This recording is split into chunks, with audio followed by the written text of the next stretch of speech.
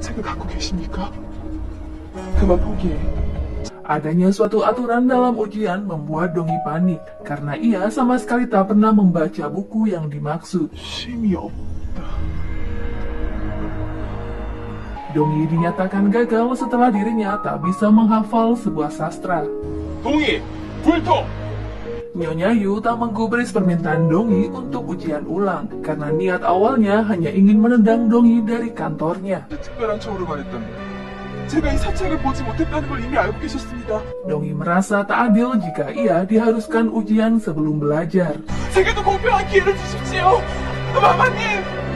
Keputusan Nyonya Yu dianggap kurang tepat oleh senior lain. Hal itu justru membuat penilaian miring merendahkan martabat untuk menyingkirkan gadis budak. Nyonya Bong khawatir jika mereka tak lagi dihormati oleh pelayan istana lainnya. 어쩌니?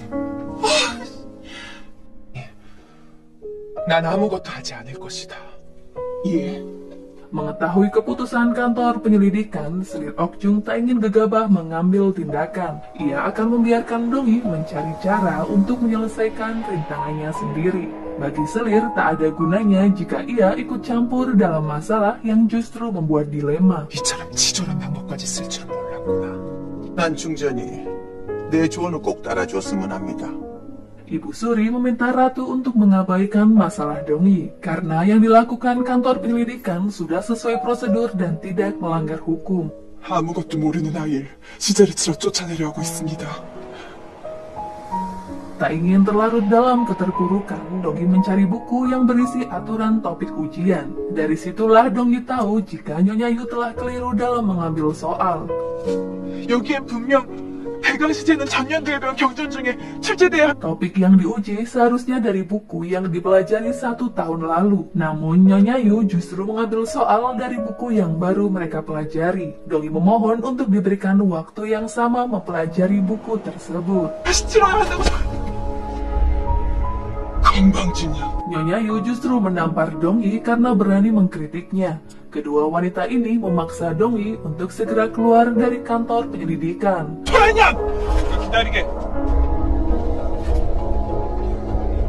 Di tengah derasnya hujan tak mengurungkan niat Dongyi berlutut memohon kesempatan untuknya. Dongyi ingin membuktikan walau ia berasal dari orang rendahan, namun bukan berarti kemampuan otaknya juga rendah.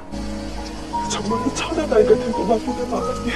Nyonya Jung dan Nyonya Bong bahkan mempertaruhkan jabatannya untuk menentang kepala penyidik karena keputusan Nyonya Yu sangat mempermalukan mereka dengan aturan yang tak masuk akal. 일 압니다. 대체 언제까지 이러고 있을 것이냐. 정신 차려. 동이야! 동이야! Dongyi pingsan karena kedinginan semalam suntuk, bertepatan dengan kedatangan Ratu Inyeon ke kantor penyelidikan. 엄마, 여기까지 오는 일이 쉬웁니까? Ratu marah dan kecewa karena kepala penyidik tak menghormatinya. Mereka sepertinya tak bisa belajar dari kesalahan tempo hari. 바로 그 책임을 묻고자 여기 온 것이네. Ratu tak mau mendengar alasan apapun dari kepala penyidik dan berniat memecatnya. Setelah Dongyi sadar, ia diperintahkan untuk menghadap Ratu. Ratu memastikan kemampuan Dongyi, apakah ia bisa lulus jika diberi kesempatan dan waktu yang sama untuk belajar. Dengan mantap Dongyi berkata bahwa ia bisa mewujudkannya, walaupun Dongyi harus menerima konsekuensi untuk keluar dari kantor penyidik jika gagal dalam ujian ulang.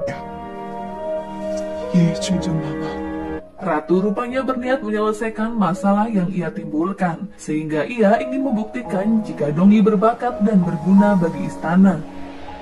앞으로 사흘 후에 시제를 치르도록. Setelah amarahnya kemarin, Ratu mengganti kepala penyidik dengan seseorang yang terlihat lebih arif dan bijaksana.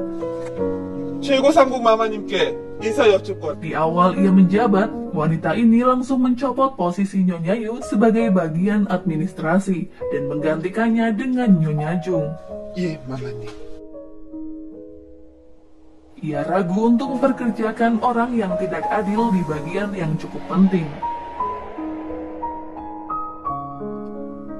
Dongyi bersama gadis baru diberi waktu 3 hari untuk mempersiapkan diri menghadapi ujian. Raja ikut bahagia Dongi diberi kesempatan untuk ujian tersebut. Namun sepertinya Dongi akan kesulitan karena waktu yang singkat untuk mempelajari berbagai materi. 것까지 뜻을 다한다. Ia kembali menyamar sebagai detektif yang tengah melakukan dinas malam di istana. Dongi tak menyangka bisa bertemu dengan detektif yang ramah saat ia fokus sedang belajar. 그리 봐서 서책이 뚫리겠느냐? Raja mengizinkan Dongi untuk belajar di perpustakaan kerajaan. Walau awalnya Dongi sempat ragu, namun Raja berhasil membuat Dongi yakin jika detektif sudah mendapat izin. 노래를 이렇게 막 함부로 들어도 됩니까? Raja membantu Dongi untuk menghafal bait demi bait sastra. Ia bahkan memberikan kisi-kisi soal yang akan keluar esok hari. Daya ingat Dongi yang begitu kuat membuat Raja bersemangat untuk menemaninya belajar. 하늘은 만물을 내실 때 반드시 그 재질에 따라 고천지 생물, 비린기재 이도관. 서로 거슬리지 않는다. Dongi tak menyangka jika ia mendapat soal yang sama persis dengan perkiraan detektif, yang membuatnya lulus sebagai wanita penyidik.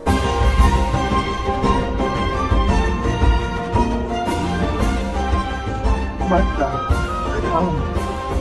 Nyonya Jung lega karena Dongi melewati ini dengan hasil yang baik. Namun itu baru permulaan, sehingga Dongi harus lebih memaksimalkan potensinya.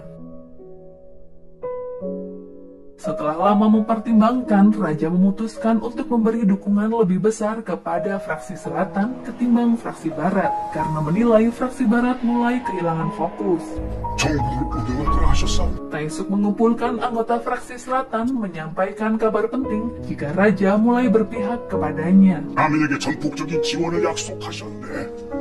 이제 마음껏. Oh Taepong meminta jabatan yang lebih tinggi, namun Taesuk meragukan kemampuan adiknya itu, sehingga meminta Oh Taepong tetap berada di biro musik. 장원에 조용히 있는 게 우리를 위한 것일세. Tak hanya itu, rencana Raja menjadikan Slin Okjung sebagai pendamping kerajaan membuat Ibu Suri resah. Ia meminta Menteri Perang untuk mencegah niatan Raja. 장사궁의 후궁 작동은 장사궁 개인의 일이 아닙니다. Biro polisi tengah bersiap untuk kunjungannya ke istana, memberi materi penyelidikan kepada wanita penyidik. Chunso diberi tugas untuk mendampingi polisi Seo, karena mereka membawa alat pendukung yang lumayan banyak. 자네가 말한 오작일이 이자인가? 저것들 아주 신났어. 감찰부에 사내들이 들어온다고. Wanita penyidik mempercantik diri karena akan kedatangan biro pengadilan. Mereka tampak terpesona dengan ketampanan Inspektur Orion.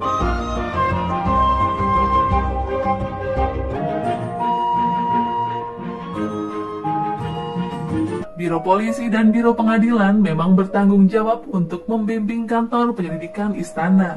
Apakah Dongi akan bertemu dengan Chunso secara tak sengaja? Kita lanjut dulu ya. 눈밑이 까맣고 Inspektur Orion memberikan cara saat penyelidikan di mana mata harus jeli dengan hal sekecil apapun. 그걸 어찌하셨습니까? Wanita penyidik kagum dengan Orion sebagai gubernur biro pengadilan. Selain tampan, ia juga teliti dan sangat berwibawa.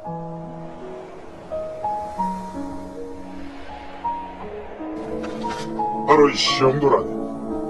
Ternyata Chunso dan polisi Seo mengajar di kelas yang berbeda, sehingga Dongi tak bisa bertemu Chunso. Padahal jika Dongi menunggu sejenak, ia bisa bertemu dengan Chunso yang saat itu akan meninggalkan istana. 딸랑 두 쪽만 차고 있구만.